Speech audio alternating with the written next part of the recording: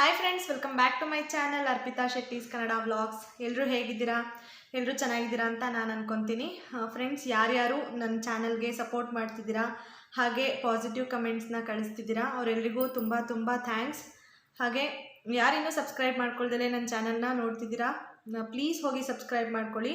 ಹಾಗೆ ಪಕ್ಕದಲ್ಲೇ ಇರೋ ಬೆಲ್ ಬಟನ್ನ ಕೂಡ ಕ್ಲಿಕ್ ಮಾಡಿ. ನೀವು ಆ ರೀತಿ ಕ್ಲಿಕ್ ಮಾಡೋದ್ರಿಂದ ನಾನು ನೆಕ್ಸ್ಟ್ ವಿಡಿಯೋ ಅಪ್ಲೋಡ್ ಮಾಡಿದ ತಕ್ಷಣ ನಿಮಗೆ ನೋಟಿಫಿಕೇಷನ್ ಬರುತ್ತೆ. ಫ್ರೆಂಡ್ಸ್, ನಾನು ನನ್ನ ಪ್ರೆಗ್ನೆನ್ಸಿ ಕೋವಿಡ್ ಸ್ಟೋರಿನ ನಿಮ್ಮ ಹತ್ರ ಎಲ್ಲ ಶೇರ್ ಮಾಡ್ಕೊತಿದ್ದೀನಿ. ಆಲ್ಮೋಸ್ಟ್ ನಾನೆಲ್ಲ ಶೇರ್ ಮಾಡ್ಕೊಂಡಿದ್ದೀನಿ. ನಾನು ಇದನ್ನೆಲ್ಲ ಶೇರ್ ಮಾಡ್ಕೊಂಡಿದ್ದ ಉದ್ದೇಶ ಒಂದೇ, ನನ್ನ ರೀತಿ ಯಾರಿಗೂ ಆಗಬಾರ್ದು.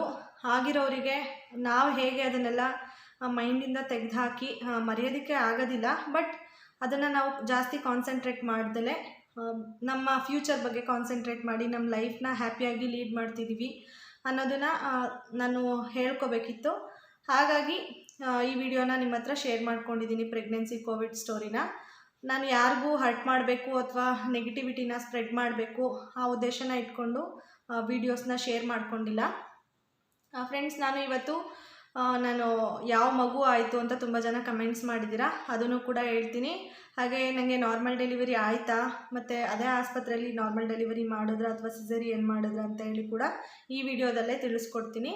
ಹಾಗೆ ಈ ಕೋವಿಡ್ ಪ್ರೆಗ್ನೆನ್ಸಿ ಸ್ಟೋರಿ ವಿಡಿಯೋಗೆ ಇವತ್ತು ಈ ವಿಡಿಯೋದಲ್ಲಿ ಕನ್ಕ್ಲೂಷನ್ ಕೂಡ ಕೊಡ್ತೀನಿ.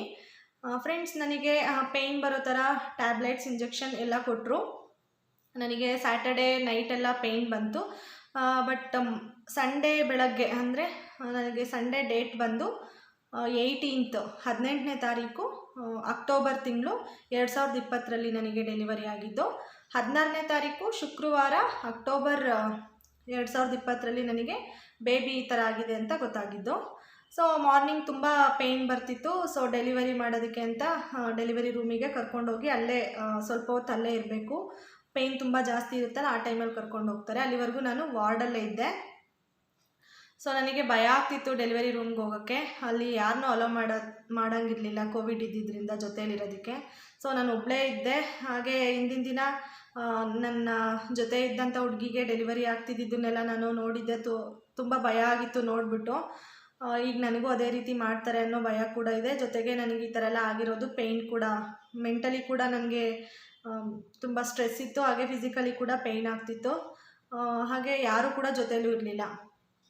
ತುಂಬ ಭಯ ಆಗ್ತಿತ್ತು. ನಾನು ತುಂಬ ರಿಕ್ವೆಸ್ಟ್ ಮಾಡಿಕೊಂಡೆ ಅಲ್ಲಿ ಡಾಕ್ಟರ್ಸ್ ಮತ್ತು ನರ್ಸ್ಗೆಲ್ಲ, ನನಗೆ ಆಗ್ತಿಲ್ಲ, ಪ್ಲೀಸ್ ನಾನು ನಿಜವಾಗ್ಲೂ ಬದುಕ್ತೀನೋ ಇಲ್ವೋ ಅನ್ನೋ ಥರ ಪೇಯ್ನ್ ಆಗ್ತಿದೆ. ಒಂದೇ ಒಂದು ಸರಿ ಹಸ್ಬೆಂಡ್ನ ನೋಡ್ತೀನಿ, ಕರೆಸಿ ಅಂತ ಹೇಳಿ ಕೇಳಿಕೊಂಡೆ.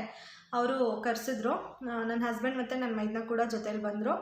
ಅವರು ಬಂದು ಧೈರ್ಯ ಹೇಳ್ಬಿಟ್ಟು, ಏನೂ ಆಗೋಲ್ಲ, ಇವತ್ತು ಒಂದಿನ ನೀನು ಪೇಯ್ನ್ ತಡ್ಕೊಂಡ್ರೆ ಎಲ್ಲ ಮುಗ್ದೋಗುತ್ತೆ, ನಮ್ಮ ಲೈಫಲ್ಲಿ ಇದು ಎಂಡ್ ಆಗುತ್ತೆ, ಮುಂದೆ ನಾವು ಫ್ಯೂಚರ್ನ ಚೆನ್ನಾಗಿ ಲೀಡ್ ಮಾಡೋಣ, ಇದನ್ನೆಲ್ಲ ಮರೆತು ಇವತ್ತೊಂದಿನ ಪೇಯ್ನ್ ತಡ್ಕೊ ಅಂತ ಹೇಳಿ ಅವರು ಸಮಾಧಾನ ಮಾಡಿ ನನ್ನನ್ನು ಕನ್ವಿನ್ಸ್ ಮಾಡಿ ಹೋದರು. ನನಗೆ ಅವರು ಹೋಗೋದಕ್ಕೆ ಬಿಡೋಕ್ಕೆ ಇಷ್ಟನೇ ಇಲ್ಲ, ಅಲ್ಲೇ ಇರಬೇಕು ಅನ್ನೋ ಥರ ಆಸೆ ಆಗ್ತಿತ್ತು. ಬಟ್ ಭಯ ಅಲ್ವಾ ನಾನೊಬ್ಬಳೇ ಇರೋದಕ್ಕೆ, ಅದಕ್ಕೆ ಆಮೇಲೆ ಕೊನೆಗೆ ಇರ್ಸೋಕ್ಕಾಗಲಿಲ್ಲ, ಡಾಕ್ಟರ್ಸ್ ಅವ್ರನ್ನ ಕಳಿಸ್ಬಿಟ್ರು. ಸೊ ನನಗೆ ಡೆಲಿವರಿ ಮಾಡೋಕ್ಕೆ ಮುಂಚೆ ಈ ಥರ ಪೇಯ್ನ್ ಬಂದಾಗ ಡಾಕ್ಟರ್ಸಲ್ಲಿದ್ದವರು ಸ್ವಲ್ಪ ಜನ, ಆಗೋದಿಲ್ಲ, ಇದು ತುಂಬ ರಿಸ್ಕ್ ಇದೆ ಕೇಸು, ಬೇಬಿ ಒಳಗಡೆ ಡೆತ್ ಆಗಿರೋದ್ರಿಂದ ತುಂಬ ರಿಸ್ಕ್ ಆಗುತ್ತೆ, ಆಗಲ್ಲ, ಬೇರೆ ಕಡೆ ಕರ್ಕೊಂಡೋಗಿ ಅಂತ ಕೂಡ ಹೇಳಿದ್ರಂತೆ. ಬಟ್ ಆಮೇಲೆ ಡಾಕ್ಟರ್ ದೀಪಾ ಅಂತ ಹೇಳಿ ಅವ್ರು ಬಂದು ನಾನು ಈ ಕೇಸ್ ಹ್ಯಾಂಡಲ್ ಮಾಡ್ತೀನಿ ಅಂತ ಹ್ಯಾಂಡಲ್ ಮಾಡಿದ್ರು. ಅವರೇ ನಾರ್ಮಲ್ ಡೆಲಿವರಿ ಕೂಡ ಅವರೇ ಮಾಡಿಸಿದ್ದು ನನಗೆ. ಸೊ ಅವ್ರು ಬಂದು ನಮ್ಮ ಫ್ಯಾಮಿಲಿ ಮತ್ತು ನಮ್ಮನ್ನು ಪ್ರಿಪೇರ್ ಮಾಡಿದ್ರು. ಮೈಂಡ್ಸೆಟ್ನ ಯಾವ ರೀತಿ ಇಟ್ಕೋಬೇಕು, ನಾವೀಗ ಈ ಥರ ಆಗೋಗಿದೆ, ಯಾವ ರೀತಿ ನೀವು ಇರಬೇಕು ಅನ್ನೋದನ್ನು ಕೂಡ ನಮಗೆ ಅವರೇ ಹೇಳಿದ್ದು. ನನಗೆ ಬೋಲ್ಡಾಗಿರಬೇಕು, ನೀನು ಇದು ಫಸ್ಟ್ ಬೇಬಿ ಆಗಿರೋದ್ರಿಂದ ನಾರ್ಮಲ್ ಡೆಲಿವರಿ ಮಾಡಿಸ್ಕೊಳ್ಳೋಕ್ಕೆ ನೀನು ಟ್ರೈ ಮಾಡಬೇಕು, ಸಿಸೇರಿಯನ್ ಮಾಡಿಕೊಂಡ್ರೆ ನಿನಗೆ ಕಷ್ಟ ಆಗುತ್ತೆ ಕಣಮ್ಮ ಅಂತೆಲ್ಲ ಅವರು ನನಗೆ ಕನ್ವಿನ್ಸ್ ಮಾಡಿದ್ರು. ಯಾಕೆಂದರೆ ನಾನು ಸಿಸೇರಿಯನ್ನೇ ಮಾಡಿ ನನಗೆ ಪೇಯ್ನ್ ತಡ್ಕೊಳಕ್ಕಾಗ್ತಿಲ್ಲ ಅಂತ ಹೇಳ್ತಿದ್ದೆ. ಅದಕ್ಕೇ ಆಮೇಲೆ ನಮ್ಮ ಫ್ಯಾಮಿಲಿ ಮೆಂಬರ್ಸ್ಗೂ ಕೂಡ, ನೀವು ಅವಳ ಮುಂದೆ ಅಳೋದೆಲ್ಲ ಮಾಡಿದ್ರೆ ಅವಳಿಗೂ ಅಳು ಬರುತ್ತೆ, ಸೊ ಅವಳಿಗೆ ಹೆಲ್ತ್ ಇನ್ನೂ ಅಪ್ಸೆಟ್ ಆಗುವಂಥ ಚಾನ್ಸಸ್ ಇರುತ್ತೆ. ಸೊ ನೆಕ್ಸ್ಟ್ ಬೇಬಿಗೆ ಅವಳು ಫಿಸಿಕಲಿ ಮೆಂಟಲಿ ಪ್ರಿಪೇರ್ ಆಗಬೇಕು ಈಗಲಿಂದನೇ ಅಂತ ಹೇಳಿ ನಮ್ಮ ಮನೆಯವರಿಗೆಲ್ಲರಿಗೂ ಹೇಳಿದರು. ಸೊ ಅವರು ಕೂಡ ಅದೇ ರೀತಿ ಫಾಲೋ ಮಾಡಿದ್ರು, ಯಾರೂ ಅಳೋದು ಆ ಥರ ಎಲ್ಲ ಮಾಡೋಕ್ಕೆ ಹೋಗಲಿಲ್ಲ. ನನಗೆ ಡೆಲಿವರಿ ಪೇಯ್ನ್ ಜಾಸ್ತಿ ಆಯಿತು, ವಾಟರ್ ಬ್ರೇಕ್ ಆಯಿತು. ಆಗ ಎಲ್ಲರೂ ಬಂದು ಬೇಗ ಬೇಗ ಏನು ಪ್ರೊಸೀಜರ್ ಇದೆ ಡೆಲಿವರಿಗೆ ಅದನ್ನೆಲ್ಲ ರೆಡಿ ಮಾಡಿಕೊಂಡು ಡೆಲಿವರಿ ಕೂಡ ಮಾಡಿದ್ರು. ನಾರ್ಮಲ್ ಡೆಲಿವರಿನೇ ಆಯಿತು. ಬಟ್ ನನಗೆ ತುಂಬ ಕಷ್ಟ ಆಯಿತು, ತುಂಬ ಪೇಯ್ನ್ ಆಯಿತು. ಯಾಕೆ ಅಂದರೆ ಬೇಬಿ ಕಡೆಯಿಂದ ನನಗೆ ಪುಷ್ ಮಾಡೋಕ್ಕಾಗ್ತಿರ್ಲಿಲ್ಲ. ಬೇಬಿ ಡೆತ್ ಆಗಿದ್ದರಿಂದ ನಾನೇ ಪ್ರೆಷರ್ ಹಾಕಬೇಕಿತ್ತು ನಾರ್ಮಲ್ ಡೆಲಿವರಿಗೆ. ಸೊ ಹಾಗಾಗಿ ನನಗೆ ತುಂಬ ಕಷ್ಟ ಆಯಿತು ಆವಾಗ. ಬಟ್ ಕೊನೆಗೂ ಡೆಲಿವರಿ ಆಯಿತು. ಮಗುನ ಹೊಟ್ಟೆ ಮೇಲೆ ಹಾಕಿದ್ರು ಡೆಲಿವರಿ ಆದ ತಕ್ಷಣ. ನನಗೆ ಅದೇ ಫಸ್ಟ್ ಟಚ್ಚು ನನ್ನ ಮಗುದು. ಆಮೇಲೆ ತುಂಬ ಜನ ಕಮೆಂಟ್ ಮಾಡಿ ಕೇಳಿದ್ದೀರಾ ನಿಮ್ಗೆ ಯಾವ ಮಗು ಆಯಿತು ಅಂತ, ಅದನ್ನು ಕೂಡ ಹೇಳ್ತೀನಿ. ನನಗೆ ಗಂಡು ಮಗು ಆಯಿತು. ಮಗುನ ಹುಟ್ಟಿದ ತಕ್ಷಣ ನನಗೆ ತೋರಿಸಿದ್ರು. ಬಟ್ ಬೆಳಕು ತುಂಬ ಇತ್ತು ನನಗೆ ಲೈಟ್ದು, ಹಾಗಾಗಿ ನೀಟಾಗಿ ನೋಡೋಕ್ಕಾಗಲಿಲ್ಲ. ಹಾಗೆ ಬೇಬಿ ಜೆಂಡರ್ ಕೂಡ ತೋರಿಸಿದ್ರು. ಎಲ್ಲ ತೋರಿಸಾದ್ಮೇಲೆ ಬೇಬಿ ವೆಯ್ಟ್ನ ಚೆಕ್ ಮಾಡಿದ್ರು. 2.5 kg ಅಂದರೆ 2.5 kg ಇತ್ತು ಮಗು. ಆಮೇಲೆ ಅವರು ನೋಟ್ ಮಾಡ್ಕೊತಿದ್ರು ಯಾಕೆ ನನಗೆ ಬೇಬಿ ಈ ಥರ ಎಲ್ಲ ಆಯಿತು, ಯಾವ ಕಾರಣದಿಂದ ಈ ಥರ ಆಯಿತು ಅಂತ ಹೇಳಿ. ಆಮೇಲೆ ಕರಳು ಬಳ್ಳಿಲಿ ರಕ್ತ ಎಪ್ಕಟ್ಬಿಟ್ಟಿತ್ತು. ಫುಲ್ಲು ಎಷ್ಟುದ್ದ ಕರಳು ಬಳ್ಳಿ ಇತ್ತೋ ಅಷ್ಟುದ್ದ ಪೂರ್ತಿ ರಕ್ತ ಎಪ್ಕಟ್ಬಿಟ್ಟಿತ್ತು. ಅದನ್ನು ಕೂಡ ನನಗೆ ತೋರಿಸಿದ್ರು. ಈ ರೀತಿ ಎಪ್ಕಟ್ಟಿದಾಗ ಮಗುಗೆ ಆಕ್ಸಿಜನ್ ಸಪ್ಲೈ ಆಗೋದಿಲ್ಲ, ಆಗ ಮಗುಗೆ ಉಸಿರಾಟಕ್ಕೆ ತೊಂದರೆ ಆಗಿ ಈ ರೀತಿ ಆಗಿದೆ ಅಂತ ಕೂಡ ಅವರು ಅಲ್ಲೇ ಹೇಳಿದ್ರು. ಅದನ್ನು ಎಲ್ಲ ಬರ್ಕೊಂಡ್ರು. ಯಾಕೆ ಅಂದರೆ ಡಿಸ್ಚಾರ್ಜ್ ಸಮರಿನಲ್ಲಿ ಯಾವ ರೀತಿ ಈ ಥರ ಆಗೋಕ್ಕೆ ಚಾನ್ಸಸ್ ಇತ್ತು, ಆಗಿದೆ ಅನ್ನೋದು ಹೇಳಬೇಕಲ್ವ, ಬರೀಬೇಕು ಅವರು. ಹಾಗಾಗಿ ಸೊ ನಾನು ಡಿಸ್ಚಾರ್ಜ್ ಸಮ್ಮರಿನೂ ಕೂಡ ಇಲ್ಲಿ ಆ್ಯಡ್ ಮಾಡ್ತೀನಿ ಪಿಕ್ಚರ್ನ, ನೋಡಿ ಗೊತ್ತಾಗುತ್ತೆ ಅಲ್ಲಿ ಏನೇನು ರೀಸನ್ಸಿಂದ ನನಗೆ ಬೇಬಿ ಈ ಥರ ಆಯಿತು ಅಂತ ಹೇಳಿ. ಆಮೇಲೆ ಅಲ್ಲಿಂದ ನನಗೆ ಪ್ರೊಸೀಜರ್ ಎಲ್ಲ ಮುಗೀತು. ನಾರ್ಮಲ್ ಡೆಲಿವರಿ ಆದಮೇಲೆ ಏನೇನು ಇರುತ್ತೆ ಅದೆಲ್ಲ ಡಾಕ್ಟರ್ ನನಗೆ ಕಾನ್ಫಿಡೆನ್ಸ್ ಬೂಸ್ಟ್ ಮಾಡಿ, ಮೀನ್ಸ್ ಇವಾಗ ಬೋಲ್ಡಾಗಿದ್ದೀರಾ, ನೀವು ಇದೇ ರೀತಿ ಮುಂದಕ್ಕೂ ಬೋಲ್ಡಾಗಿರಬೇಕು, ನೆಕ್ಸ್ಟ್ ಬೇಬಿಗೆ ನೀವು ಪ್ರಿಪೇರ್ ಆಗಬೇಕು, ಫಿಸಿಕಲಿ ಆಗಿ ಹಾಗೆ ಮೆಂಟಲಿ ನೀವು ಸ್ಟ್ರಾಂಗ್ ಆಗಿರಬೇಕು ಅಂತ ಹೇಳಿ ಹೋದರು. ಮತ್ತೆ ಸಿಗ್ತೀನಿ ವಾರ್ಡಲ್ಲಿ ಅಂತ ಹೇಳ್ಬಿಟ್ಟು. ಸೊ ನಿಜವಾಗ್ಲೂ ಅವರಿಗೆ ನಾನು ಥ್ಯಾಂಕ್ಫುಲ್ ಆಗಿರಬೇಕು. ಯಾಕೆಂದರೆ ಅವ್ರು ತುಂಬ ಜನ ನಾನು ಡೆಲಿವರಿ ಎಲ್ಲ ಮುಗಿಸ್ಕೊಂಡು ಮನೆಗೆ ಬಂದಮೇಲೆ ನಾರ್ಮಲ್ ಡೆಲಿವರಿ ಆಗಿದೆ, ತುಂಬ ಕಷ್ಟ ಆ್ಯಕ್ಚುಲಿ, ಮಗು ಒಳಗಡೆ ತೀರ್ಕೊಂಡಿದ್ದಾಗ ನಾರ್ಮಲ್ ಡೆಲಿವರಿ ಆಗೋದು ಕಷ್ಟ, ಅಂಥದ್ರಲ್ಲಿ ನಾರ್ಮಲ್ ಡೆಲಿವರಿ ಮಾಡಿದ್ದಾರೆ ಅಂದರೆ ಗ್ರೇಟ್ ಅಂತ ಹೇಳಿದ್ರು. ಆಗ ನಿಜವಾಗ್ಲೂ ನನಗೆ ಅರ್ಥ ಆಯಿತು, ಹೌದು ಕಷ್ಟ ಇರುತ್ತೆ ಅಲ್ವಾ, ಅವ್ರು ತುಂಬ ಎಫರ್ಟ್ ಹಾಕಿದ್ದಾರೆ ನಾರ್ಮಲ್ ಡೆಲಿವರಿನೇ ಮಾಡಬೇಕು ಅಂತ ಹೇಳಿ ಅಂತ ಅನ್ನಿಸ್ತು. ಅದಕ್ಕೆ ನಾನು ಅವರಿಗೆ ಯಾವಾಗಲೂ ಥ್ಯಾಂಕ್ಫುಲ್ ಆಗಿರ್ತೀನಿ. ಸೊ ನಾರ್ಮಲ್ ಡೆಲಿವರಿ ಪ್ರೊಸೀಜರ್ ಎಲ್ಲ ಮುಗಿದು ನಾನು ವಾರ್ಡಿಗೆ ಹೋದೆ. ನಾನೇ ನಡ್ಕೊಂಡು ಹೋದೆ, ನನಗೆ ನಾರ್ಮಲ್ ಡೆಲಿವರಿ ಆಗಿದ್ದರಿಂದ ಆರಾಮಾಗಿ ನಾನೇ ನಡ್ಕೊಂಡು ವಾರ್ಡ್ ಗಂಟನೂ ಹೋದೆ. ಆಮೇಲೆ 3 days ಅಲ್ಲೇ ಇರಬೇಕು ಅಂತ ಹೇಳಿದ್ರು. ಮಗು ಇದ್ದರೂ ಅಷ್ಟೇ, ಇಲ್ಲದೇ ಇದ್ದರೂ ಅಷ್ಟೇ, ಡೆಲಿವರಿ ಆದಮೇಲೆ 3 days ಇರಲೇಬೇಕು. ಶುಗರ್ ಲೆವೆಲೆಲ್ಲ ಅಲ್ಲೇ ನನಗೆ ಟೆಸ್ಟ್ ಮಾಡಿದ್ರು, ನಾರ್ಮಲ್ ಬಂದಿತ್ತು. ಹಾಗೆ ನಾನು ಡಿಸ್ಚಾರ್ಜ್ ಆಗೋ ದಿನ ಕೋವಿಡ್ ಟೆಸ್ಟ್ ಕೂಡ ಮತ್ತೆ ಮಾಡಿದ್ರು, ಅದು ನೆಗೆಟಿವ್ ಬಂತು. ನಾನು ಡೆಲಿವರಿ ಮುಗಿಸ್ಕೊಂಡು ವಾರ್ಡಿಗೆ ಹೋದಾಗ ನನಗೆ ಅಲ್ಲಿ ನರ್ಸ್ ಹೇಳಿದ್ರು, ನೀವು ಬಾಣಂತಿಯರಿರೋವಂಥ ವಾರ್ಡಲ್ಲೇ ಇರಬೇಕು ಅಂತ ಹೇಳಿದ್ರು. ಬಟ್ ನಾನು ಅವರಿಗೆ ರಿಕ್ವೆಸ್ಟ್ ಮಾಡಿಕೊಂಡೆ, ಪ್ಲೀಸ್ ನನಗೆ ಇಲ್ಲಿದ್ದರೆ ತುಂಬ ಬೇಜಾರಾಗುತ್ತೆ, ನಾನು ಮೊದಲು ಎಲ್ಲಿದ್ದೆ ಅಲ್ಲೇ ಇರ್ತೀನಿ ಅಂತ ಹೇಳಿ ರಿಕ್ವೆಸ್ಟ್ ಮಾಡಿಕೊಂಡೆ. ನಿಜ ಅವರು ಕೂಡ ಅರ್ಥ ಮಾಡಿಕೊಂಡು ಆಯಿತು ನೀವು ಅಲ್ಲೇ ಇರಿ ಅಂತ ಹೇಳಿ ನನಗೆ ಪರ್ಮಿಷನ್ ಕೊಟ್ಟರು. ನಾನು ಮುಂಚೆ ಎಲ್ಲಿದ್ದೋ ಪ್ರೆಗ್ನೆಂಟ್ ಆಗಿದ್ದಾಗ ಅಲ್ಲಿಗೆ ಹೋಗಿ 3 days ಅಲ್ಲೇ ಇದ್ದೆ.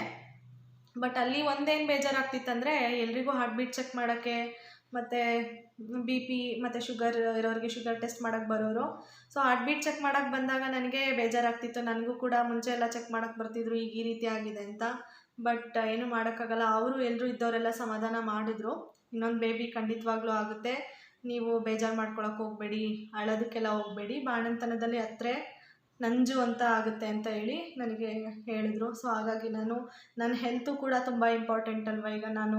ಈಗ ಆಗೋಗಿದೆ. ಬಟ್ ನಾನು ನೆಕ್ಸ್ಟ್ ಬೇಬಿನೂ ಇದೇ ರೀತಿ ಮಾಡ್ಕೊಳಕ್ಕಾಗಲ್ಲ. ನಾನು ಅಕಸ್ಮಾತ್ ನನಗೇನಾದರೂ ಹೆಲ್ತ್ ಇಶ್ಯೂಸ್ ಸ್ಟಾರ್ಟ್ ಆದರೆ ಇದರಿಂದ ನನ್ನ ಫ್ಯೂಚರಲ್ಲಿ ತುಂಬ ಕಷ್ಟ ಆಗುತ್ತೆ ನೆಕ್ಸ್ಟ್ ಬೇಬಿ ಮಾಡ್ಕೊಳ್ಳೋಕ್ಕೆ ಅಂತ ಹೇಳಿ ಯೋಚನೆ ಮಾಡಿ ನಾನು ಅದನ್ನೆಲ್ಲ ಸ್ವಲ್ಪ ಮರೆಯೋದಕ್ಕೆ ಟ್ರೈ ಮಾಡಿದೆ. ಇನಿಷಿಯಲ್ ಡೇಸಲ್ಲಿ ನನಗೆ ತುಂಬ ಕಷ್ಟ ಆಯಿತು. ಬಾಣಂತನಕ್ಕೆ ಅಮ್ಮನ ಮನೆಗೆ ಹೋದೆ ಡಿಸ್ಚಾರ್ಜ್ ಆದಮೇಲೆ. ಏನಂದರೆ ಬೇಜಾರು, ಮಗು ಎತ್ಕೊಂಡು ಹೋಗಲಿಲ್ಲ ಅನ್ನೋದೊಂದು ಬೇಜಾರು. ಆಸ್ಪತ್ರೆಯಿಂದ ಹೋಗ್ಬೇಕಾದ್ರೆ ಎಲ್ಲರೂ ಮಗು ಎತ್ಕೊಂಡು ಹೋದ್ರು, ನಾವು ಎತ್ಕೊಂಡು ಹೋಗಿಲ್ಲ ಅಂತ. ನಿಜವಾಗ್ಲೂ ಇಡೀ ಹಾಸ್ಪಿಟಲಿಂದ ಇದ್ದಿದ್ದ ಜನ ಎಲ್ಲ ಹೊರಗಡೆ ಬಂದು ನೋಡಿ ಕಳಿಸ್ಕೊಟ್ರು ನನಗೆ. ನಿಜವಾಗ್ಲೂ ಜನಗಳು ತುಂಬ ಅವರಿಗೆ ಫೀಲ್ ಆಗಿಬಿಡ್ತು. ಈ ಥರ ಫಸ್ಟ್ ಕೇಸ್ ಅವರು ನೋಡಿದ್ದರಿಂದ, ಅದು ಹೊಟ್ಟೆ ಒಳಗಡೆ ಮಗು ತೀರ್ಕೊಂಡು ಈ ಥರ ಆಗಿದ್ದು ಫಸ್ಟ್ ನಂದೇನೆ. ಹಾಗಾಗಿ ಎಲ್ರಿಗೂ ಬೇಜಾರಾಗಿ ಎಲ್ಲರೂ ಹೊರಗಡೆ ಬಂದು ನಿಂತು ಕಳಿಸ್ಕೊಟ್ರು. ಎಲ್ಲರೂ ಧೈರ್ಯ ಹೇಳಿದ್ರು, ಇನ್ನೊಂದು ಮಗು ಆಗುತ್ತೆ, ಮತ್ತು ನರ್ಸ್ ಕೂಡ ಇದ್ದರು ಒಬ್ಬರು, ಹೇಳಿದ್ನಲ್ಲ ಜ್ಯೋತಿ ಅಂತ ಹೇಳಿ. ಅವರು ನೀನು ಇದೇ ಹಾಸ್ಪಿಟಲ್ಗೆ ಬಾ, ಮಂಡ್ಯ ಗೌರ್ಮೆಂಟ್ ಹಾಸ್ಪಿಟಲ್ಗೆ, ಬಟ್ ಇಲ್ಲಿ ಬರಬೇಡ, ಕೊರೋನಾ ಪೇಷಂಟಾಗಿ ನಾರ್ಮಲ್ ಆಗಿರೋ ಪೇಷಂಟಾಗಿ ಬಂದು ಮಗುನ ಎತ್ಕೊಂಡು ಹೋಗು ಅಂತೆಲ್ಲ ವಿಶ್ ಮಾಡಿದ್ರು. ಸೊ ನಿಜವಲ್ಲೂ ಅವ್ರ ವಿಶಸ್ ಎಲ್ಲ ಬೇಗ ನಿಜ ಆಗಲಿ ಅಂತ ಆಸೆ ಪಡ್ತೀನಿ ನಾನು. ಸೊ ಮನೆಗೂ ಬಂದ್ವಿ, ಬಾಣಂತನೂ 5 months ಮಾಡಿಸ್ಕೊಂಡೆ. ಎಲ್ಲರೂ ಸಜೆಸ್ಟ್ ಮಾಡಿದ್ದು ಅದನ್ನೇ, ನೀವು ಬೇಬಿ ಇಲ್ಲ ಅಂದ್ರೂ ಬಾಣಂತನ ಚೆನ್ನಾಗಿ ಮಾಡಿಸ್ಕೋಬೇಕು ಅಂತ ಹೇಳಿದರು. ಸೊ ಅದೇ ರೀತಿ ಮಾಡಿಸ್ಕೊಂಡೆ. ಹಾಗೆ ಡಾಕ್ಟರ್ ಕೂಡ ಹೇಳಿದರು, ನೀವು ಹೆಲ್ದಿ ಫುಡ್ ಎಲ್ಲ ತಿನ್ನಬೇಕು, ತರಕಾರಿ ಸೊಪ್ಪು, ರಕ್ತ ಎಲ್ಲ ಹೆಚ್ಚಬೇಕು ಅಂದರೆ ಅಂತ. ಸೊ ಅದೇ ರೀತಿ ನಾನು ಫಾಲೋ ಮಾಡಿದೆ. ಹೆಲ್ದಿಯಾಗೇ ಇದ್ದೆ ನಾನು ಬಾಣಂತನದಲ್ಲಿ, ಏನೂ ಪ್ರಾಬ್ಲಮ್ ಇರಲಿಲ್ಲ. ಬಟ್ ಬೇಬಿ ಇರಲಿಲ್ಲ, ತುಂಬ ಬೇಜಾರಾಗ್ತಿತ್ತು. ಅದನ್ನೆಲ್ಲ ನಾನು ಸ್ವಲ್ಪ ಯೂಟ್ಯೂಬಲ್ಲಿ ನನಗೇನಾದರೂ ಬೇಜಾರಾದಾಗ ವೀಡಿಯೋಸ್ ನೋಡಿ, ಸಾಂಗ್ಸು ದೇವ್ರ ಸಾಂಗ್ಸ್ನ ಆ್ಯಕ್ಚುಲಿ ನಾನು ಕೇಳ್ತಾ ಇರಲಿಲ್ಲ, ಯಾಕೆಂದರೆ ತುಂಬ ಬೇಜಾರಾಗ್ಬಿಟ್ಟಿತ್ತು ದೇವ್ರ ಮೇಲೆ. 5 monthsವರೆಗೂ ನಾನು ದೇವರು ಅಂದ್ರೇ ನನಗೆ ಕೈ ಮುಗಿಯೋಕ್ಕೂ ಇಷ್ಟ ಇರ್ತಿರಲಿಲ್ಲ, ಅಷ್ಟು ಬೇಜಾರಾಗಿತ್ತು. ಬಟ್ 5 months ಆಗ್ತಾ ಸ್ವಲ್ಪ ಟೈಮ್ ಕಳೀತಾ ನನಗೂ ಎಲ್ಲ ರಿಯಲೈಸ್ ಆಗೋಕ್ಕೆ ಸ್ಟಾರ್ಟ್ ಆಯಿತು. ದೇವ್ರು ಏನು ಬರೆದಿರ್ತಾನೋ ಅದಾಗಿದೆ, ದೇವರು ಮುಂದಕ್ಕೆ ಒಳ್ಳೇದು ಮಾಡ್ತಾನೆ ಅಂತ. ಆಮೇಲೆ ನಾನು ನಾರ್ಮಲ್ ಆದೆ. ಬೆಳಗ್ಗೆ ಎದ್ದು ದೇವ್ರ ಮುಖ ಕೂಡ ನೋಡ್ತಿರ್ಲಿಲ್ಲ ನಾನು ಬಾಣಂತನದಲ್ಲಿ, ಅಷ್ಟು ಬೇಜಾರಾಗ್ಬಿಟ್ಟಿತ್ತು. ಬಟ್ ಆಮೇಲೆ ನಾನು ಎಲ್ಲ ಅರ್ಥ ಮಾಡಿಕೊಂಡು ನಾರ್ಮಲ್ ಆದೆ.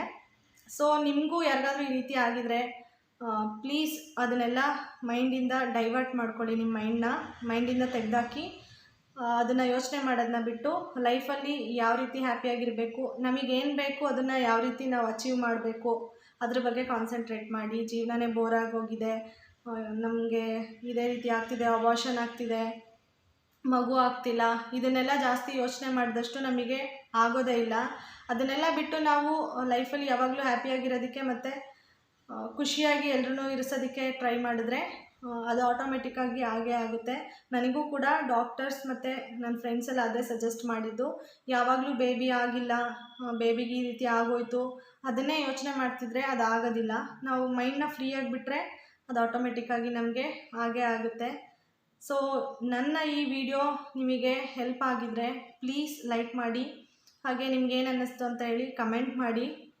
ನಾನು ಅಂದ್ಕೊತೀನಿ ನಿಮ್ಮ ಕ್ವೆಶ್ಚನ್ಸ್ಗೆಲ್ಲ ಆನ್ಸರ್ಸ್ ಸಿಕ್ಕಿದೆ ಅಂತ. ಹಾಗೆ ಒಬ್ಬರು ನಮ್ಮ ಊರು ಯಾವುದು ಅಂತ ಕೂಡ ಕೇಳಿದ್ದೀರಾ. ನಾನು ಇಂಟ್ರೊಡಕ್ಷನ್ ವಿಡಿಯೋದಲ್ಲೇ ನಾನು ಊರೆಲ್ಲ ಹೇಳಿದ್ದೀನಿ. ಸೊ ಪ್ಲೀಸ್ ಯಾರಾದರೂ ನೋಡಿಲ್ಲ ಅಂತಂದರೆ ಇಂಟ್ರೊಡಕ್ಷನ್ ವಿಡಿಯೋನ ಲಿಂಕ್ನ ಇಲ್ಲಿ ಶೇರ್ ಮಾಡ್ತೀನಿ, ಹೋಗಿ ನೋಡ್ಕೊಂಡು ಬನ್ನಿ. ಅಷ್ಟೇ ಫ್ರೆಂಡ್ಸ್, ನನ್ನ ಕೋವಿಡ್ ಜರ್ನಿನ ನಾನು ಇಲ್ಲಿಗೆ ಎಂಡ್ ಮಾಡ್ತೀನಿ. ಯಾವಾಗಲೂ ಹ್ಯಾಪಿಯಾಗಿರಿ ಎಲ್ಲರೂ. ಈ ಥರ ಆಗಿರೋರು ಇದನ್ನೆಲ್ಲ ಮರೆತು ಲೈಫಲ್ಲಿ ಆರಾಮಾಗಿರಿ, ಎಲ್ಲ ಒಳ್ಳೆಯದಾಗುತ್ತೆ. ಯಾರ್ಯಾರು ನನಗೆ ವಿಶ್ ಮಾಡಿದ್ದೀರಾ ಒಳ್ಳೆಯದಾಗಲಿ ಅಂತ, ಅವರಿಗೂ ಕೂಡ ಒಳ್ಳೆಯದಾಗಲಿ. ಯಾರ್ಯಾರಿಗೆ ಅಬಾರ್ಷನ್ ಆಗಿದೆ, ಮಕ್ಕಳಾಗಿಲ್ಲ, ನಾನು ದೇವ್ರ ಹತ್ರ ಕೇಳ್ಕೊತೀನಿ ಅವರೆಲ್ರಿಗೂ ಒಳ್ಳೆಯದಾಗಲಿ. ಆದಷ್ಟು ಬೇಗ ಅವರಿಗೆ ಹೆಲ್ದಿ ಪ್ರೆಗ್ನೆನ್ಸಿ ಆಗಿ ಹೆಲ್ದಿ ಬೇಬಿ ಅವ್ರ ಕೈಗೆ ಬರಲಿ ಅಂತ ಕೇಳ್ಕೊತೀನಿ. ಸೊ ಇನ್ನು ಮುಂದೆ ನಾನು ಯಾವ ರೀತಿ ನನ್ನ ಲೈಫ್ನ ಲೀಡ್ ಮಾಡ್ತಿದ್ದೀನಿ ಹ್ಯಾಪಿಯಾಗಿ ಅನ್ನೋದನ್ನು ನನ್ನ ವ್ಲಾಗ್ಸಲ್ಲಿ ನೋಡ್ತೀರಾ. ಸೊ ಇಲ್ಲಿಗೆ ನಾನು ಈ ಪ್ರೆಗ್ನೆನ್ಸಿ ಕೋವಿಡ್ ಸ್ಟೋರಿನ ಎಂಡ್ ಮಾಡ್ತಿದ್ದೀನಿ. ಮತ್ತು ನೆಕ್ಸ್ಟ್ ವ್ಲಾಗಲ್ಲಿ ಸಿಗೋಣ. ಯಾರ್ಯಾರು ಈ ವಿಡಿಯೋನ ಇಲ್ಲಿವರೆಗೂ ನೋಡ್ತಿದ್ದೀರಾ ಅವರೆಲ್ಲರಿಗೂ ತುಂಬ ಥ್ಯಾಂಕ್ ಯು ಸೋ ಮಚ್.